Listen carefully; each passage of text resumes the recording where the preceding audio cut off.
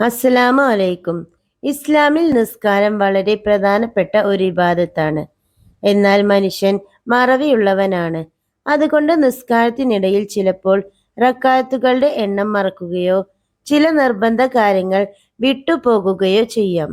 നിസ്കാരത്തിൽ ഒരു റക്അത്ത് കൂടിപ്പോയോ അതോ കുറഞ്ഞു പോയോ, അല്ലെങ്കിൽ അവസാനത്തെ ഇരുത്തം മറന്നുപോയോ, ഇങ്ങനെയുള്ള സന്ദർഭങ്ങളിൽ നമ്മൾ എന്ത് ചെയ്യണം?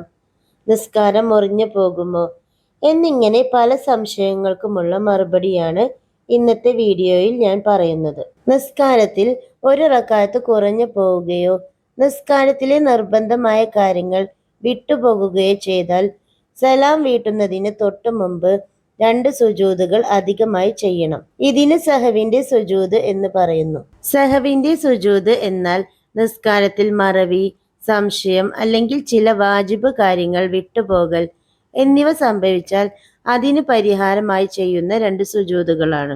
സഹവിന്റെ സുജൂദ് എപ്പോഴാണ് ചെയ്യേണ്ടത്? ആദ്യത്തെ അത്തഹിയ്യാത്ത് വിട്ടുപോയാൽ, റക്അത്തുകളുടെ എണ്ണത്തിൽ സംശയം വന്നാൽ, അതുപോലെ നിസ്കാരത്തിൽ അബദ്ധത്തിൽ എന്തെങ്കിലും കൂട്ടിയോ കുറച്ചോ പോയാൽ നമ്മൾ സഹവിന്റെ സുജൂദ് ചെയ്യണം. ഇനി നമ്മൾ നിസ്കരിക്കുമ്പോൾ അബദ്ധവശാൽ ഒരു റക്അത്ത് കൂടി പോവുകയാണെങ്കിൽ അത് ശ്രദ്ധയിൽപ്പെട്ട ഉടനെ നിസ്കാരം പൂർത്തിയാക്കി സലാമിന് ശേഷം 2 സുജൂദുകൾ ചെയ്യണം. ഇനി നമ്മൾ നിസ്കരിക്കുമ്പോൾ നിസ്കാരത്തിൽ റക്അത്തുകളുടെ എണ്ണത്തിൽ നമുക്ക് സംശയം തോന്നാറുണ്ട്.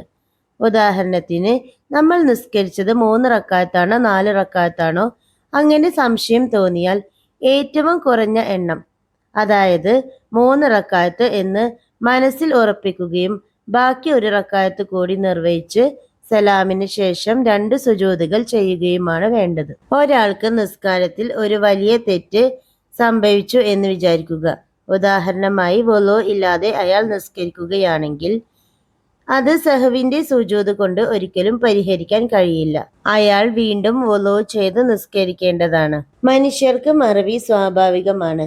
നിസ്കാരത്തിലെ ചെറിയ പിഴവുകൾ നികത്തുന്നതിനും നിസ്കാരം പൂർണ്ണമാക്കുന്നതിനുമാണ് സഹവിന്റെ സുജൂദ് നിർദ്ദേശിക്കപ്പെട്ടിരിക്കുന്നത്. മറവി സംഭവിച്ചാൽ ഭയപ്പെടുകയോ വിഷമിക്കുകയോ ചെയ്യാതെ ശരിയായ രീതിയിൽ സഹവിന്റെ സുജൂദ് നിർവഹിച്ച് നിസ്കാരം പൂർത്തിയാക്കണം.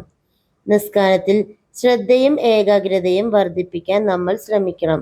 അല്ലാഹു തആല നമ്മുടെ നിസ്കാരങ്ങൾ സ്വീകരിക്കുകയും അവ കൃത്യമായി നിർവഹിക്കാൻ തൗഫീഖ് നൽകുകയും ചെയ്യട്ടെ. ആമീൻ. നിങ്ങൾക്ക് ഈ വീഡിയോ ഉപകാരപ്പെട്ടുവെങ്കിൽ മറ്റുള്ളവർക്ക് കൂടി ഷെയർ ചെയ്തു കൊടുക്കുക. നിങ്ങളുടെ അഭിപ്രായങ്ങളും സംശയങ്ങളും താഴെ കമന്റ് ചെയ്യുക. അടുത്ത വീഡിയോയിൽ മറ്റൊരു വിഷയവുമായി വീണ്ടും കാണാം. അസ്സലാമു അലൈക്കും വറഹ്മത്തുള്ളാഹി വബറകാതുഹു.